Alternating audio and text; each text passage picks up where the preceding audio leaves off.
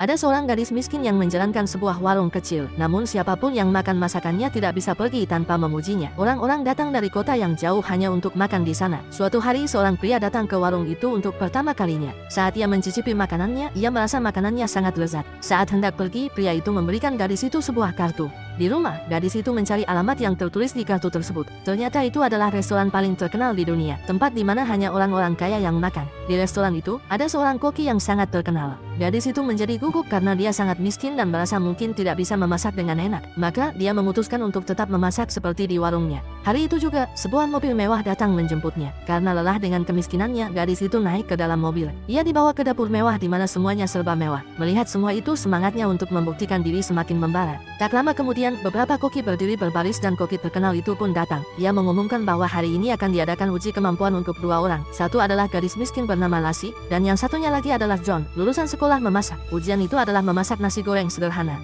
John menggunakan bahan-bahan mahal dan segar, serta memasak dengan gaya yang sangat profesional. Pertama, ia menumis udang dalam mentega, lalu menambahkan kacang polong dan wortel. Sementara itu, Lassie mengambil nasi sisa dari kulkas, 2 butir telur, dan mulai menggoreng dengan api besar ala warungnya. Ketika kedua hidangan sudah siap, masakan John terlihat sangat indah, sementara milik Lassie terlihat sederhana. Tapi saat koki terkenal bernama Paul mencium dan mencicipi nasi Lassie, ia langsung memulangkan John ke rumah. John kecewa, namun Paul tidak berkata apapun. Kemudian Paul bertanya kepada Lassie kenapa ia ingin bekerja di sana. Lassie menjawab, saya ingin melakukan sesuatu yang berbeda. Paul senang dengan jawabannya dan mempekerjakannya. Pekerjaan pun dimulai. Paul hanya menunjukkan sekali cara memotong daging sapi setebal 2 mm. Lassie mencoba, tapi potongan pertama langsung dibuang oleh Paul. Ia ketakutan dan hampir menangis. Setelah mencoba berkali-kali, ia akhirnya berhasil. Kemudian Lassie mulai memasak dengan api besar, keahliannya. Tapi Paul terus membuang masakannya. Ia terus gagal dan kepercayaan dirinya hancur. Ia menangis dan berniat kembali ke desanya. Tapi kemudian ia menguatkan hati dan kembali ke dapur. Ia bekerja keras sepanjang malam.